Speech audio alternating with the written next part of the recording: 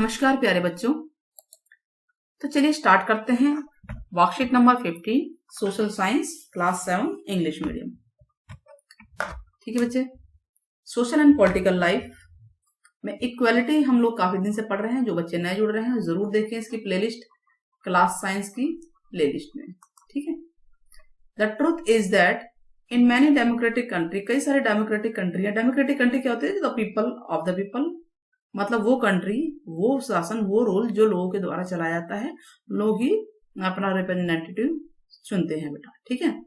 तो democratic countries, जैसे India एक डेमोक्रेटिक कंट्री है, तो the truth is that in many democratic country is around the world the issue of equality. Her country में equality का issue बहुत आता है। रिच और पुअर के बीच में इशू, ठीक है, ब्लैक एंड व्हाइट के बीच में इशू, कोई सी भी कंट्री में चले जाइए, ये बहुत मेन इशू है और आज भी है और कई सारी कम्युनिटीज स्ट्रगल कर रही हैं इसके against. So for example in USA, America में देखें, African and American whose ancestors were the slaves, जिनके पूर्वज गुलाम थे, अफ्रीकन अमेरिकन, ठीक है, who were brought over from Africa, जो अफ्रीका से लाए गए थे, और ठीक है, टुडे एज लार्जली अनइक्वल, उनको जो है अनइक्वल समझा जाता है, यानी समाज में उनको बराबरी का दर्जा अमेरिका में नहीं दिया जाता है।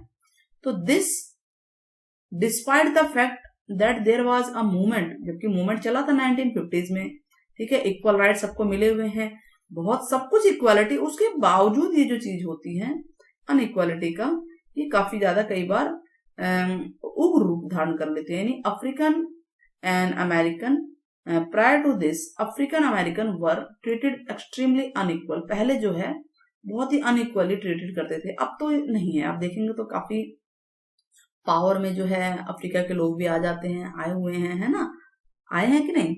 हाँ। तो for example when travelling bye बस, एग्जाम्पल दिया हुआ है ये अनइक्वालिटी का, मान लीजिए बस से जा रहे हैं, they either had to sit at back, उन्हें बस में पीछे बैठना पड़ता था, या और गेट अप फ्रॉम सीट, या सीट पे खड़ा होना पड़ता था। अगर कोई व्हाइट पर्सन बैठना चाहता है तो उसे खड़ा होना पड़ता था। दिस इज कॉल्ड अनइक्वालिटी, है कि नहीं?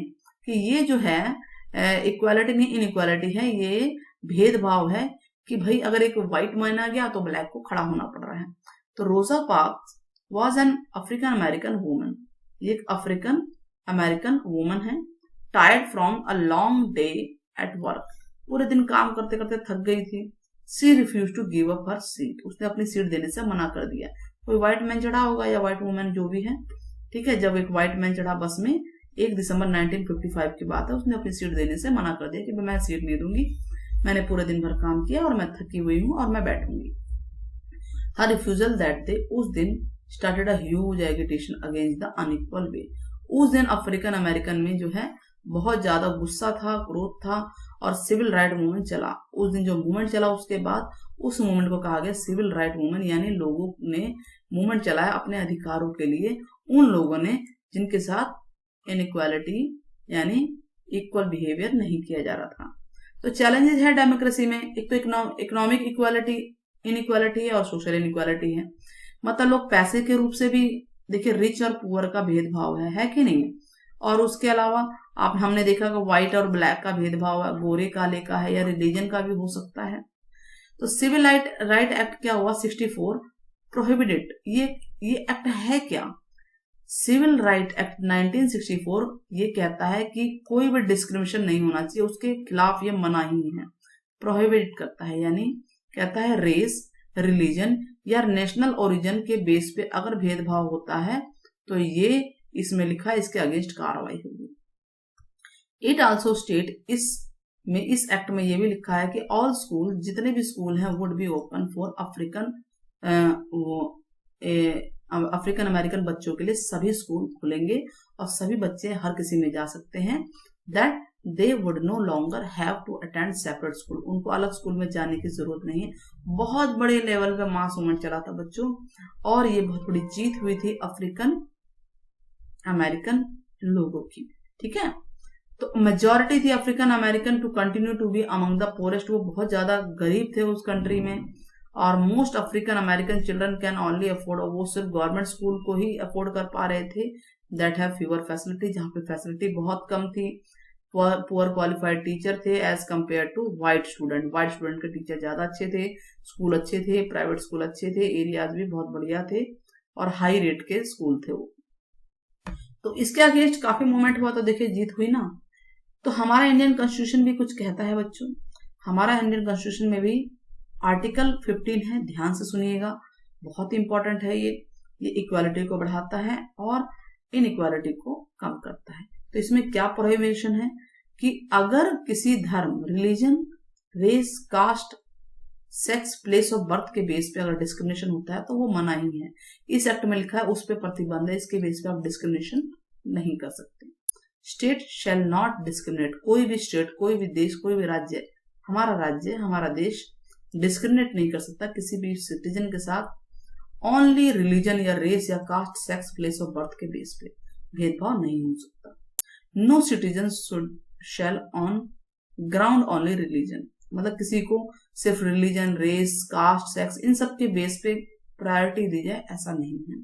और ना ही किसी को मना किया जाएगा कहीं भी आने जाने से पब्लिक प्लेस में। एक्सेस टू शॉप, किसी भी दुकान पे कोई भी जा सकता है, public restaurant, hotel, public places में, पब्लिक बसेस में सब यूज कर सकते हैं पब्लिक कुओं को, जो सबके लिए कुआं है, टैंक, ठीक है, नहाने के घाट, रोड, पहले जैसे था ना भेदभाव बहुत था, तो ये सब चीजें जो हैं हमारे कॉन्स्टिट्यूशन में लिखा हुआ है कि किसी भी तरीके का भेदभाव, डिस्क्रिमिनेशन नहीं होना चाहिए इन बेसिस पे।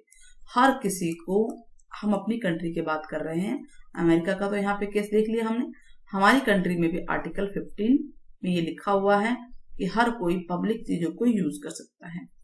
Activity, our father of nation Mahatma Gandhi was faced some kind of inequality, उनको भी साउथ अफ्रीका में कुछ इनइक्वालिटी का सामना करना पड़ा था। आपको इन्फॉर्मेशन कलेक्ट करनी होगी। एक इन्फॉर्मेशन मैं आपको बता देती हूँ कि उनको एक बस में जाते, इसमें व्हाइट लोग बैठे थे और उस बस से उनको, मतलब एक गाड़ी थी, बस थी या ट्रेन थी, उससे उनको निकाल दिया गया था, बाहर फेंक दिया गया था। वो इनइक्वालिटी का एक एग्जाम्पल है। आप लोग जरूर बताइएगा कि एक एग्जाम्पल कि गांधी जी के साथ साउथ अफ्रीका में कौन कौन से इनइक्वालिटीज हुई थी।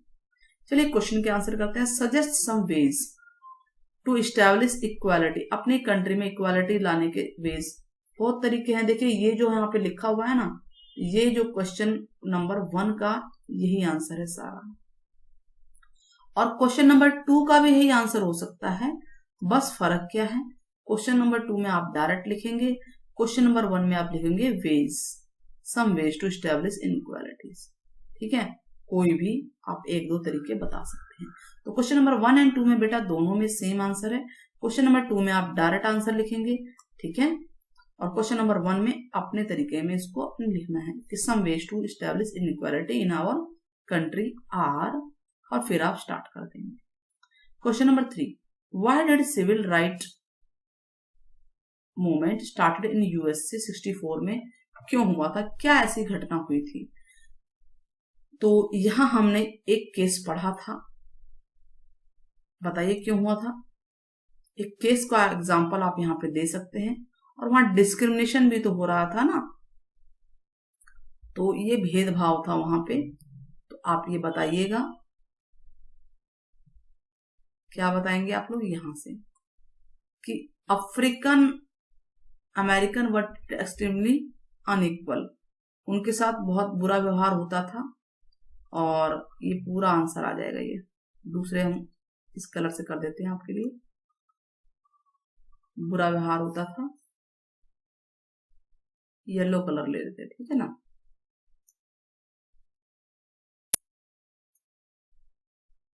आप देखिए बस में भी उनको पीछे बिठाया जाता था, तो ये आंसर आपका ये आ जाएगा पूरा, ये दोनों लाइन आएंगी और ये पूरा यहां तक